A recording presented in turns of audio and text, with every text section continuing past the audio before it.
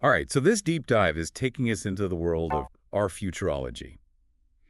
And let me tell you, you guys did not disappoint with these submissions. Yeah. Space hotels, Less. self-driving cars that are supposedly right around the corner, even bacteria that eat plastic. I Mhm. mean, where do we even begin with all this?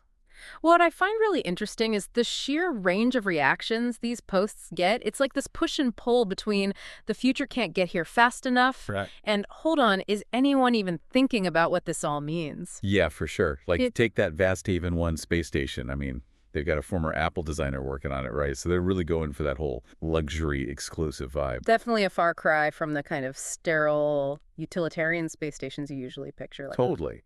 But it makes you wonder, is this a sign that space tourism is about to become way more accessible? Or is it just going to be another playground for the ultra-wealthy? Yeah, you actually hit on something there. I saw a few users drawing parallels to those luxury doomsday bunkers we've talked about. Oh, right. Same clientele, just a different view. It's interesting, though, because at the same time as you have people excited about this luxurious space station, there's also a whole debate going on about NASA's space launch system, that massive and, let's face it, expensive rocket they've been developing. Oh, absolutely. That Yeah. sparked a lot of discussion. Yeah, a lot of people were saying, why are we pouring billions into this when you've got private companies out there building their own space stations? It's a classic example of the kind of funding dilemmas every space program has to grapple with, you know? How do you balance big, ambitious projects with tighter budgets?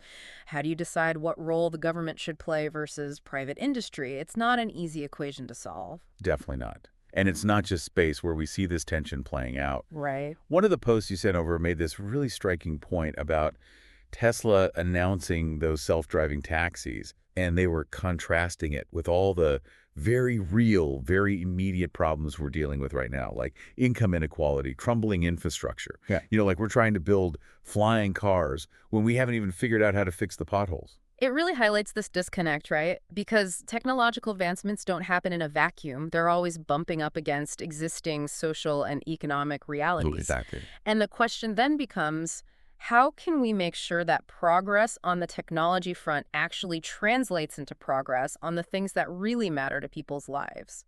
And honestly, even with all the hype around some of these advancements, Mm-hmm. it's not even a given that they'll live up to it, right? Mm-hmm. Like, even with those Tesla robotaxis, there were tons of people pushing back, and rightly so, with some healthy skepticism. They were questioning the safety, the feasibility, if it would actually solve any problems or just create a whole bunch of new ones. And that's absolutely crucial, right? Having that critical engagement, being willing to think through the downsides as well as the upsides. That's how we move beyond just being dazzled by shiny new tech and actually start to grapple with its real-world implications. Yeah, and that's what I kind of love about that subreddit. You know, you get the sense that people are really thinking critically about this stuff, not just like blindly jumping on the hype train. Oh, absolutely. It's refreshing, actually. But hey, it's not all doom and gloom over there on our Futurology. Uh-huh. I mean, there were some seriously cool breakthroughs people were posting about, especially when it comes to energy. Oh, yeah, for sure. This is where it gets really interesting, right? Okay, so spill the tea. What got you excited? Well, there are a few posts you shared that even had me, and I don't say this lightly, pretty darn excited. All right. Enough teasing. Give us the details. Okay, so first up, we've got U.S. scientists, right, hitting this major milestone, a crazy high-power uranium beam, the most powerful one yet. Uranium. Okay, I have to admit, that one threw me for a loop a little. Yeah, I know what you mean. It's like uranium. Haven't we heard enough about that? But here's the thing. This isn't about weapons or energy production. It's about the potential for unlocking these new isotopes. Like, we're talking about the fundamental building blocks of matter here. Okay, so break it down for us. What exactly does that even mean? New isotopes, new building blocks. Why should we care? Well, think about it. Different isotopes, they have different properties, right? Hmm. So if we can create isotopes with entirely new properties, well, the possibilities are pretty much endless. Like what? Give me an example. Okay, imagine building materials that are way lighter but also way stronger. Or materials that can, like, withstand insane temperatures. We're talking revolutionizing things like aerospace, construction, even medicine. Okay, I see where you're going with this. It's like the applications are limitless. Exactly. And it all stems from this beam of uranium. Who would have thought? All right, so that's one energy breakthrough. What else you got? Okay, how about this? An MIT team, they've developed this solar-powered desalination system, right? But get that it doesn't need to be hooked up to the grid. No batteries, nothing. Really? Which is huge, right? Yeah. I mean, think about the problem of water scarcity around the world. This could be a game changer, especially for places that don't have reliable access to electricity. Totally. You could bring clean drinking water to remote communities, Yeah. disaster zones. Exactly, using just the power of the sun. Pretty incredible, huh? It really is. And you know what strikes me about this one? It's like, we're not just talking about one solution for one problem. It's like you're addressing multiple things at once. You tackle water scarcity, you reduce reliance on fossil fuels. It's like a win-win-win. Absolutely. And that's often what we see with the most groundbreaking innovations, right? It's not just about solving one problem in isolation, but having that ripple effect. Okay, but I've saved the best for last, I think. You ready for this? Hit me with it. Researchers, right? They're now creating bacteria. And wait for it, they're using mussels as inspiration to break down plastic waste faster. Isn't that wild? It sounds crazy, but it's true. Mussels, who knew, right? It's like a perfect example of biomimicry, taking inspiration from nature to solve these problems we've created. Yeah, and Lord knows, we need all the help we can get when it comes to plastic pollution. Tell me about it.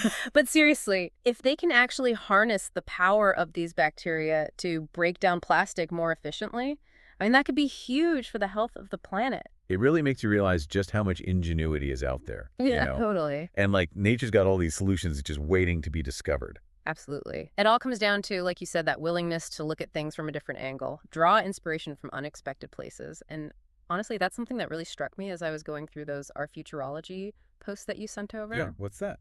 Like this feeling that, yeah, there are a lot of challenges out there, but there's also this incredible sense of possibility, you know? It's like we're on the cusp of some really big changes. I know what you mean. Like things Yeah. are moving so fast these days. Actually, there was that one comment thread you pointed out where people were debating just how quickly things are changing. And someone brought up this perfect example, I thought, about smart glasses. Oh, yeah, right? Like it wasn't that long ago that those were this futuristic concept, Yeah. something out of a sci-fi movie. Yeah. And now you see people rocking them on the street every day.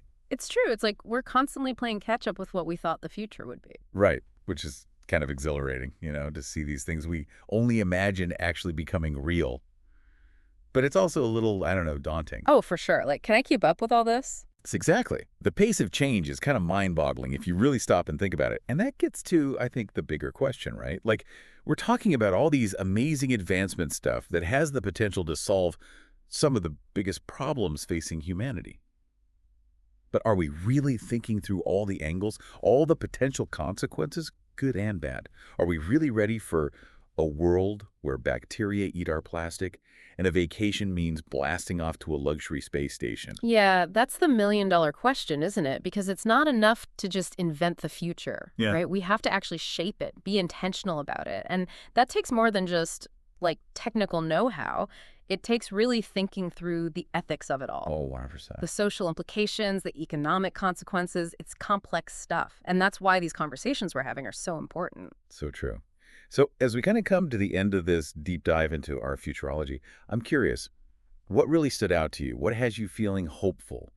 And on the flip side, what has you, I don't know, maybe a little bit concerned? What gives me hope, honestly, it's seeing that people are actually engaging in these conversations, Right. that they're grappling with these complex issues, thinking critically about the future. And that's what that subreddit really embodies, I think. This understanding that the future isn't some predetermined thing that's just going to happen to us. Yeah. It's something that we're all actively creating together through the choices that we make every single day. Couldn't have said it better myself. So to everyone listening, keep exploring, keep asking those tough questions, keep sharing those insights. Because at the end of the day, the future belongs to those who are willing to not just dream it up, but to roll up their sleeves and help build it. And that's a wrap on today's deep dive into the world of our futurology. We'll catch you next time.